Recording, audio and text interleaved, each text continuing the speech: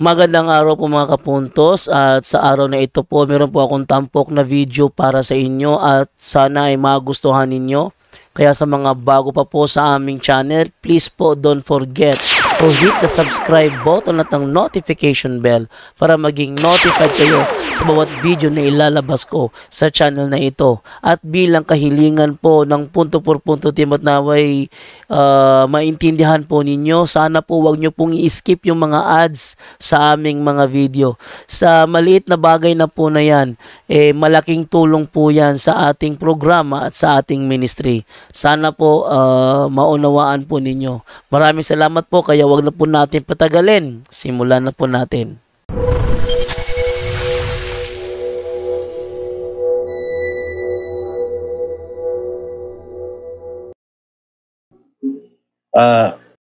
Tanong bro,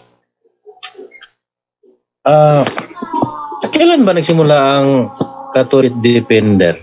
Ay, magandang tanong mo ba yan? Nakalimutan kong itanong niya kay Brother Wendell dati. Buti napaalala mo. Oo. Yan ang gusto kong itanong sa Badista pa ako, ano? Nakalimutan ko lang dahil sa dami ng mga pinagdidibatihan namin eh. Pero ngayon, Brother Wendell, pakisagot, Brother Wendell, kailan daw nagsimula ang Catholic Faith Defender? Brother Wendell, are you still there? Wala? Bantata? Banta, andyan ka pa? Andyan ba Bantata? Yes. Ayun. Okay, andyan ba Bantata? Banta, kailan daw nagsimula ang Catholic Faith Defender? Sa kasaysayan is 1930s pa yun, 1935, pero na-forma na naka-register sa Securities and Exchange Mission is 1960 na o 65 ba yun. So, 60. andyan na 1935 is po sa pag-first ministry, yung convention sa yun na convention 23 at saka yun, sa pag-discuss kami sa BNG yan pa sa bagay mo yun. 1935? Ayun, mga 1935 din. Hindi pa yun na rehistro. Basta nagsimula na formal panahon na ni Atty. Mel Comeran at nakarehistro na sa SIC 1960s. So 1960 pa siya na rehistro. Nagsimula mga 1930s. Ayun, Brother Nelson Bono. Ngayon ko lang nalaman. Gusto itanong. 1960 pa pala to, pero 1930 o 1930s, pero 1960 na nairehistro. 1960 na i-restro. Pero bro, yung mga kasi... Bro, hindi... ito sabi, the Catholic Faith Defender humble beginning can be traced back in 1935 at San Nicolas Parish in Cebu. Ayun. Ano yan? Saan yan? San Nicolas Parish in Cebu. The Catholic Faith Defender humble beginning can be traced back in 1935 at San Nicolas Parish in Cebu, where religious laymen together with their parish priest, Father Undoy Reynes, discussed about Catholic doctrine and answered objection from Aglipayan which was prevalent in their time. So, nagumpisa siya, humble beginning, nag-trace back nila 1935. Yun, na-rehistro siya mga 60s na. Pero yung sa Cebu nangyari, ang pinakauna, sa Nicolas Parish in Cebu. Yun po. 88 years na pala tayong Catholic Faith Defenders. Haba na. Okay, Brother Brother Nelson. Tanong ko ulit bro, 1960 na-restro na pala, tapos bakit hindi aktibo ang Catholic Faith Defender dito sa Luzon? Kung mayroon na sana aktibo noon, dapat wala na nung matake sila sa ating Katoliko, hindi na sana ito ibang dumami pang siktas, lalo na dito sa Luzon. Yun, maganda. Parang, wala pa YouTube, wala pang internet, kaya medyo mahirap pa isa-isa lang. Siguro, imagine mo, kung sa Cebu yun, yung Aglipayan, sila napakaraming tao. Tapos yung social media wala pa. So ngayon kaya medyo nayayanig na yung mga ibang sekta nayayanig na ng YouTube ng mga CFD. Dahil wala pang social media kasi bro, yun ang isa sa mga dahilan. Talagang mahirap yung Brother Nelson Bono. Naalala ko dati, ako ay napili bilang Vice President of External Affairs doon sa CFD Osamis. Ang presidente noon namin si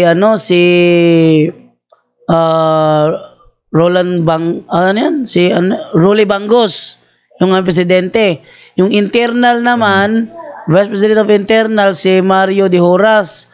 Ako yung external. Ako yung lagi nagsasuggest na magkaroon ng Bible, ng doctrinal position sa mga lugar na walang CFD. Kasi kami laging nasa IBJT. Labi ko sinasabi kay Brother Rolly Bangos na mag-conduct tayo ng doctrinal expo sa mga lugar na walang Catholic defender. Sa dami ba naman ng request ko, ni isa walang nangyari dahil ano bang sinabi ni Rolly Bangos? Talagang hindi ko nagampanan yung pagkano ko talaga.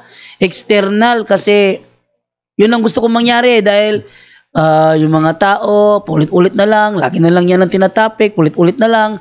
Pero sa mga lugar na walang safe day, yun ang binabanatan ng mga sulpot. Kaya nagsuggest ako niyan dati pero walang nangyari. Kaya meron na nga meron na nga radio station ng panahon yon. So nahirapan talaga ako, Bro Nelson. Hindi talaga madali, bro. Ngayon lang ako may social media na. Ngayon lang ako talaga nakapagpalaganap. Dati hindi ko kaya. Nahirapan ako masyado. Natapos na lang yung termino ko as external vice president. Wala akong nagawa. Yun. Di madali yung Bro Nelson. Pero napansin ko bro, halos maraming CFD, Visayas, Mindanao. Pero sa Luzon parang wala kong sa Luzon. Marami din. Narinig na. Brother John Ray, Brother John Do? Brother Tata, go ahead. May nag-exist na mga defensor pero hindi yung Catholic Faith Defender ang dala nila, yung St. Peter Men's Society ba yun? Ng Father Abardo. Nasa Quezon City. Nagdepensa rin yun. Yung kay Froilan Garza? St. Peter Men's Society yung pangalan sa kanang... St. Peter Men's Society yun, kay Froilan Garza. Parang lang Catholic Faith Defender pa rin yun.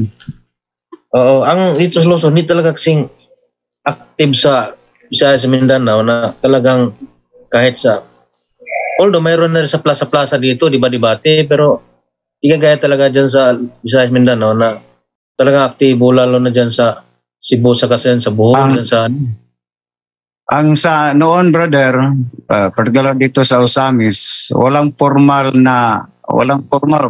na pag-study. Nagsimula na yung formal, yung ako na ang naging presidente dahil kahit yung panahon sa aking papa, personal sila lang mag-research, personal siya mag-study, based po sa ating doktrina, pero walang formal na may klase, kailangan graduate po kayo, ng certificate, at may kayo, yung demands, theological, yung guide natin. So, ang iba, basa lang ng libro ni Bradshaw Fernandez, pero dito sa amin, formal na. May klase na, kailangan mag-graduate ka, makuha yung 24 topics, yung mga major topics, yung mga natira, patuloy na. At saka mayroon ng tapos, mayroon ng kailangan kang salang po kayo ng practicum, then by MacBibit. So, pero before sa 2000, wala ang formal na pag-study sa safety. Kung sa kuan pa, sa Bisaya pa, ialag doon. Yayag doon. Yung ba bro, Tata, parehas lang ba yung apologetic saka sa CFD? Yun. Ang approach is apologetics. Kung tingnan ang interest ang history, according to our late Archbishop Jesus Edusado, ang aming Archbishop noon, during his time sa seminary pa siya, nandyan, isa pa sa mga subject nila yung apologetics. Yun ang dahilan, pamemorize sila ng mga verses o teksto, Bible verse para yun ang napa sa major seminary yung tinatawag na theology. Pero kasabay ng angelology at demonology, tinanggal 1960s. Yun ang dahilan na wala ng apologetics sa Guam sa major seminary. Pag mag-graduate yung mga kaparian natin, may exegesis na lang. Bro. Kasi bro, itong si RJ Senyo, apologetic, nagtaka naman tumitinitira ang punto por punto eh. Kaibigan natin yan. Best friend ko dyan yan. At saka itong si Gitamundok, kung si FDP yan siya, dapat siguro, nahimik na lang siya. Ano ba? Si FD pa rin ba si Gitamundok, bro? Tinanggal na yon sa decision sa BOJ national tinanggal na yon. Si FD. Parang Don Ranger na lang siya. Okay, kaya pala tumitira siya ngayon sa mga lalo brother Jando. Pero tayong lahat, brother, basta nag-bautismohan tayo, nagpanturmahan, mga defensor na po tayo dahil bagay bilang sundalo ni Cristo. Pero pag membro tayo ng para legitimate pa tayo, ay magpamembro po tayo ng organization sa safety. Okay, salamat po, Bro Jando. Salamat po.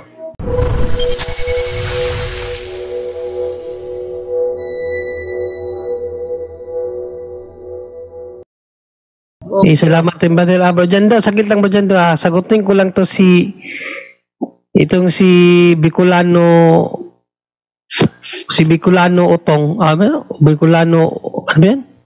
Bicolano Oragon, no? Kasi nagtanong siya saan daw mababasa sa Bible ang ang Katoliko. Sabi ko, binigyan ko siya Acts 9:13 and Acts 9:31, Greek Bible, may mababasa diyan Ecclesia Catholis. Sa mamaya, Bro Jando, i-prepare mo nga yung English, bro, yung kay Baxter, bro. Kasi ang binigay ko sa kanya ang Greek, no? Kasi ang etymology sa Katolikos nagmula yan sa Catholes, no? Kung mag-aaral ka talaga Bicolano, makikita ko sa iyo kasi sabi niya sinungaling daw ako, wala daw mababasa sa Greek Acts 9:31 na Ecclesia Catholis. Ay, papakita ko sa iyo. Yan. Kita naman na siguro diyan Yan Ito Ayan, mababasa mo siguro diyan. Yan. Ecclesia Catholis. Yan. Yan nag-derive ang word nga Catholic. Bicolano, Oragon, no? Wag mo akong paratangan na nagsisinungaling dahil hindi ako sinungaling na tao, no? Nagbabase kami dito ng references kapag kami nagpapahayag. Bro, dyan ba pwede ba magipakita yung kay Baxter, bro? Ang Catholic, bro, na mababasa ba sa Bible, bro? Ito, John chapter 10 verse 16 sa paraphrase on the New Testament by Richard Baxter. Ang sabi ganito, "And besides the Jews, I have chosen people among the Gentiles. Them I must call and gather to me, and Jews and Gentiles shall be one Catholic Church. Under me, their only universal head and shepherd." Yan, butata ka naman, Bicolano Oragon. Maraming beses ka na nabutata dito. So, patuloy mo dyan doon, nabutata na. Butata talaga. Kahit doon Lucas 4:41, no? Kay Pimen Eseltentes Catolis Pericoro Perioto. Baka sabihin na naman ni Camacho, si Jando umiiwas sa Grego. Ayun, yung sa Nebe 31, Himeno ni Ecclesia Catholis, Tes Judaias, kay Galalias, kay Samarias, Ekeneremeno Ikodomine. Ay, baka sabihin na naman ni Camacho, umiiwas dyan sa Grego. Ayun, brother. Yun nasagot ko na.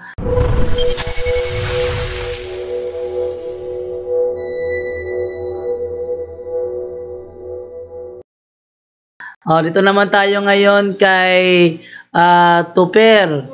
Hello, Tuper. Good evening. Good evening po. Tatanong ko lang po tungkol sa St. Benedict medals. Bali nakabili po ako sa Shopee. Hindi ko alam kung anong ginawa doon. Ano kaya po yun? Mawawala po kung anong ginawa doon sa St. Benedict medal pag pinabless ko sa pare. Yan lang po. Yan lang po katang. Brother Tata, Saan po ba yun nabili, brother? Sa Shopee po. Sa online po. Shopee. Online siya. Shopee. So, pero ang tinignan mo, walang kaibahan sa original. Wala naman po. Yo, i-publish na lang sa Ano kaya po yun? Yung matatabunan kung anong may ginawa mo lang. Kung anong, di ko po kabisadong yung pinilang ko ng store ay. Nako. Ano kaya po yung matatabunan ng test ng pare? Hindi ko na-copy. Parang nakakasaot. Hindi ko nakuha yung specific na tanong mo. Kung pinabless ko po sa pare, parang makakasaot po ba yung mga kung anong ginawa doon sa medal na yun? Kung pwede, bless na yung common na bless, hindi yung sa, gamit yung sa deliverance prayer. Bali, meron po akong book kay Father Sikia. O pwede yun, paggamit mo sa pare, yung magbukas na pare, doon ang gamitin. Ibig sabihin po, parang kung matatabunan po yung kung anong ginawa man lang nung mga, hindi ko alam ko kung anong story, kung Catholic o basta ordinary. Yan lang po. Paggamit na lang kung sa deliverance prayer, yung letso sa sige po. Yun lang po katanong ko. Salamat po. okay, thank you sa iyo, Brother God Tuper. bless. Move naman ako ngayon sa isa naman, si Ate Linda Bagnas. Ate Linda Bagnas, good evening. Ate Linda. Ate Linda. Naghapunan to. Ate Linda, please unmute Ate Linda. Ay, naghapunan nga to. Sige, balikan sa Ate Linda. Ito na lang muna ako kay Christopher Alpas. Brother Christopher Alpas, good evening. Hello, magandang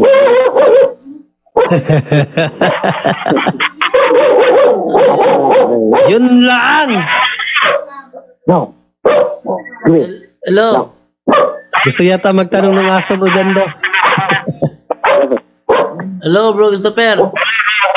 Magandang gabi sa Hindi ko maintindihan yung words niya.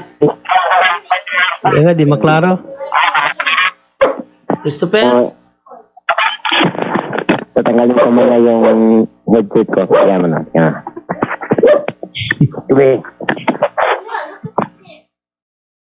Naintindihan nyo?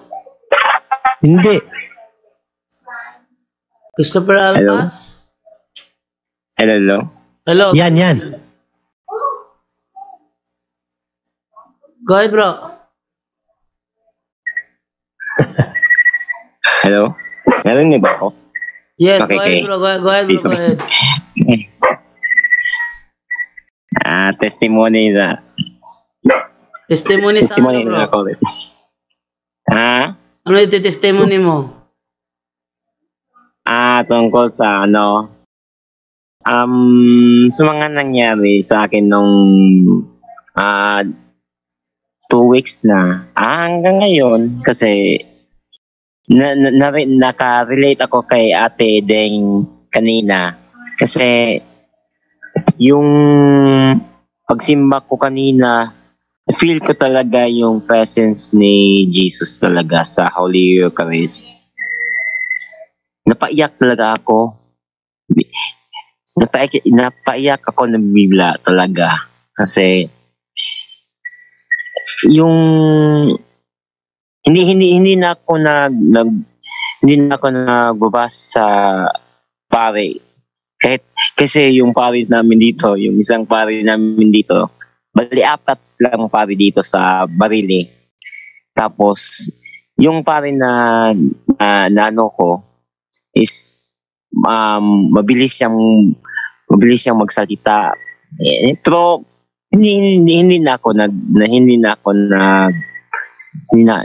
nagbabase sa kanyang yung homily niya. Ang akin na lang is yung excitement yung matanggap ko yung body and blood of Christ. Sinabi nga ng asawa ko, "Uy, bakit ka biglang umiyak dyan? Parang namang parang namang may pinagdadaanan ka sa buhay mo dyan. Wala ka, hindi ko naman ikaw sinasaktan." Ganun.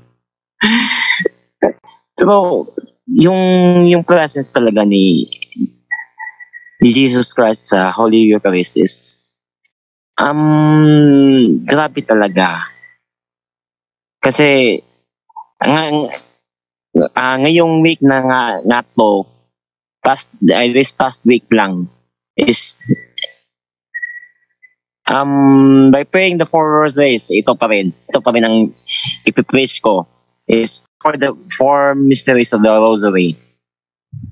The joyful, luminous, sorrowful, at glorious.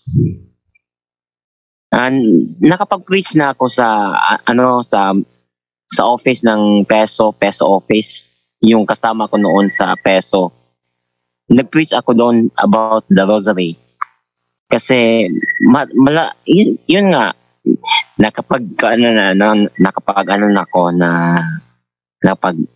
nung last 2 weeks na nakapag testimony rin ako dito. Sinare ko yung mga experience ko about yung mga nangyari sa akin, yung mga conversion story ko sa kanila. Malaki talaga ang nangyari sa akin. May yung conversion. Grabe talaga si God. Pag tinawag ka talaga niya, tatawagin ka talaga niya. Laking pasasalamat ko talaga sa kanya. Yung happiness, yung ano ba to?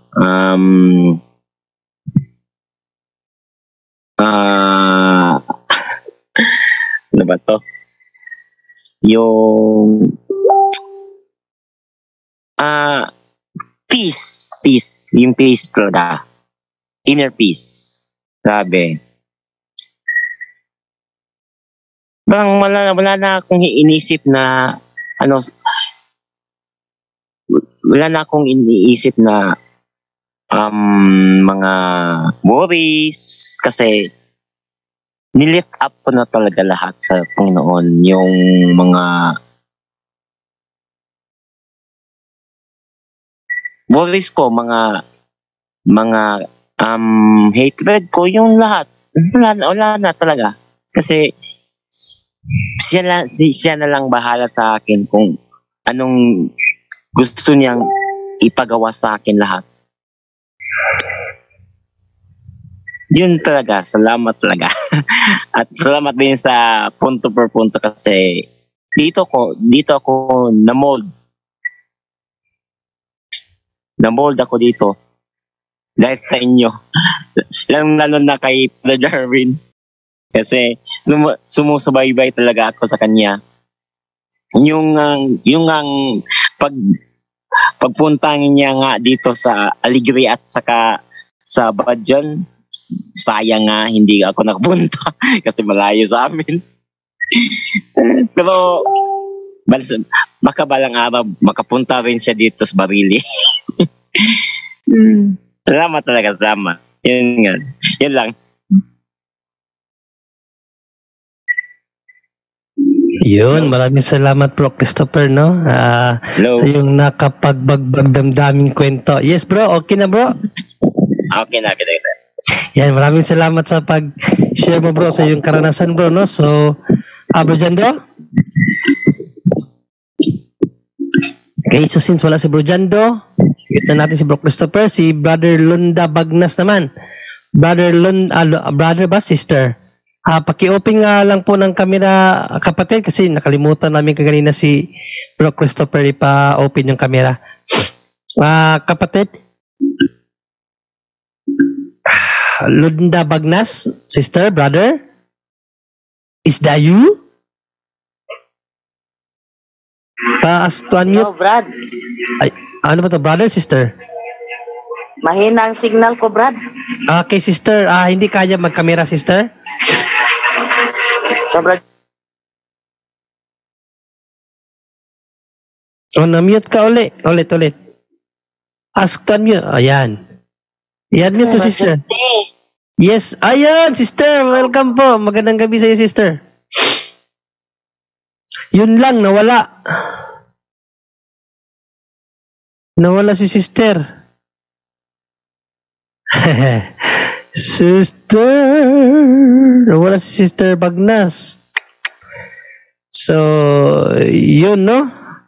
Nawala din yung main host natin, si Jando. So, since, so since nawala, hello, Sister Linda Bagnas?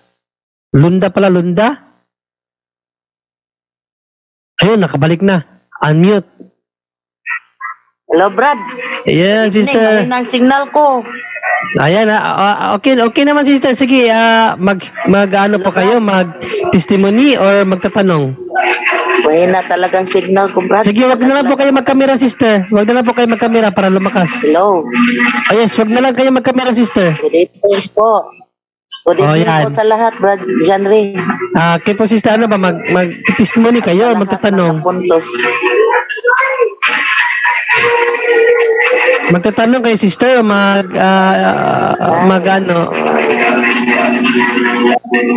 Mahina talaga signal ko, Brad. Pero rinig namin yung mga tura-tura dyan nagliliparan. Parang may gira dyan. Pero bakit hindi ako marinig? Kasi mahina ang signal ko, Brad. Sige, okay naman. Narinig naman yung boses mo. Mag-testimony po kayo or magtatanong? Magtatanong po ako. Sige, try niyo po magtanong, sister. Yung 7 capital sin po ba ay mortal sin po, yun, no? 7 capital sin. Okay, so ibigay natin kay Brother Angel kasi siya nag-topic niyan. Bro Angel, yun bang 7 mortal sin is 7 capital sins are mortal sin, Bro Angel? Yes po. Tawag din dyan deadly sin, capital sin, mortal sin po. So, yun po yung tawag dyan, kapatid. Pero, yun nga, sabi sa CCC natin, no, yung mga ito magiging mortal sin o pagka ikaw pagka grave matters pa lang at pagka full knowledge ka, ginagawa mo. Tapos yung lagi mong yung kahit maliit lang yan palagi mong ginagawa, nagiging mortal sins. May grave matters naman, ibig sabihin may matinding pangyayari doon sa nangyari, doon sa ginawa mong kasalanan. So doon nagiging mortal sin, kapatid. Pero yun po yun, kaya pag binasa mo sa Biblia yun, nandun po lahat yon. Kapag it's like a summary, summary lang po yon. Sabi nga, church is the pillar and foundations of the truth. So itong mga to sinummarize ng isang pope natin para medyo mas maintindihan ng mga tao kung ano po yung mga mortal sins or capital sins na pwede nating iwasan, kapatid. Yun po yun, kapatid. Okay, so Sister Lunda, okay na po ba yun? Meron pa akong pangalang. Okay, go ahead, sister. Yung 7 capital sin, di ba? May iba-iba pa ang ano niyan, mga demons, di ba? May demons yan. Iba-ibang Angel? demons ba yun? Yes, meron po tayong katulad nung ano no, yung napag-aralan natin noon kay may mga 5 generals of demons tayo, no? Katulad nung si Bulls. May connection po 'yan no? May influence pa rin, may malaking contributions ng ano. Pero tandaan natin yung unang-una, yung isip niya hindi nababasa ng demonyo, no? Pero kapag ka ikaw ay medyo may ginagawa na aksyon, yun na, doon na medyo papasok eh. So doon makakapag ano yun, may connection ba? Yes, mayroon po mga certain na mga kasalanan na may mga certain din na 5 generals of Satan na nakakapasok. Katulad nga dito, yung general of Satan, yung bull, si bull naman ay siya yung demonyo ng mga gusto lang mag-live-in na lang tayo, no? Wag na tayo magpakasal. Free love movement yun no? So tapos marami pa, si Leviathan naman, may tinatawag, may mga kasalanan din kasi yung papalo yun sa pride yung apostasy, yung spiritual pride na yun ay hindi tama Katoliko, lalayas ako. So sino naman ang demonyo doon na naka doon, no?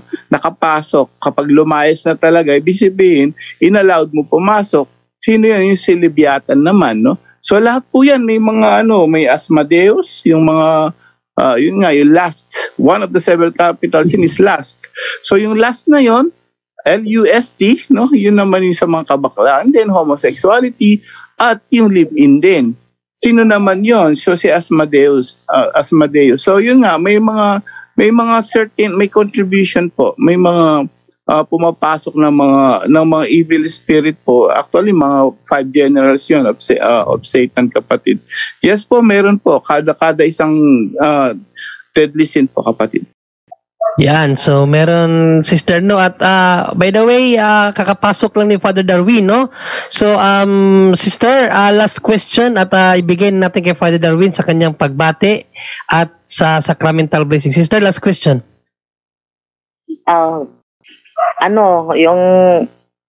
Yung sa yung sa consecrated host po ba, yung malaglag tapos hindi na ng pari, kinuha ko po tapos sinubo ko, okay lang po ba yun? Yan, bigyan natin kay Father Darwin. Father Darwin, good evening po, Father. At pwede pakisagot na lang yung last question niya, Father. Yun daw ostia nahulog, hindi nakita ng pari, tapos siya na rin yung kumuha at sinubo na lang din niya. Father Darwin? So magandang gabi sa ating lahat at kumusta po kayong lahat? At ang Diyos ay kasama natin. God is Emmanuel, God is with us. So sa tanong sa ating kapatid, si Lunda Bagnas. Bagnas po. Yan. Linda po yan. Linda pala yan. So mas mabuti na kinuha mo. So yung ang gawin pa natin dyan, yung nahulugan sa ostia, nakuha pa tayo ng i-consume pa natin yung mga maliit na mga particles dahil nahulog yung ostia. Mas mabuti na nakuha mo dahil maraming mga Katoliko na kapag mahulog na ay hindi na nila kukunin dahil hindi sila kumbinsido, kulang sa lack of knowledge na it is a real Christ. Kung alam lang nila, it is a real Christ. No? So yan ang nangyari kalimitan. So noong una ay bago mang-communion pare, merong communion plate. Pero kung merong mahulog ay hindi talaga mahulog sa sahig. Doon sa communion plate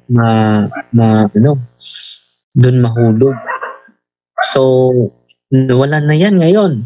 So sana maibalik yan. Dami namang mga mga altar servers na sila ang mag-protect kung mahulog man yung banal na ostia, banal na katawan ni Kristo. So, sana mabalik natin. Ang dami naman mga altar boy nakaupo lang while serving the mass. So, bigyan natin sila ng role. So, yung communion plates ay kinakailangan para iwasan natin yung mga ganyan na pangyayari. Mas mabuti na kinuha mo, kapatid, na sinubong. Brother Maraming salamat. Henry? Maraming salamat po, Father Darwin.